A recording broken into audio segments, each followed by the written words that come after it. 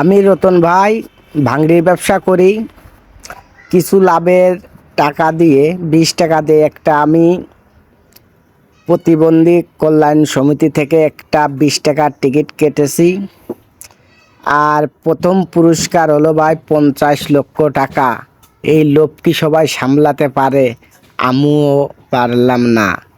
আর আপনারা একটু দোয়া করবেন আমি যেন প্রথম পুরস্কার না পাই।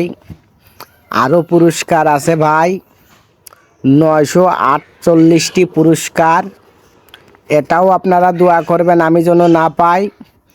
খুব কষ্টের টাকা দিয়ে আমি এই 20 টাকার টিকিট কেটেছি।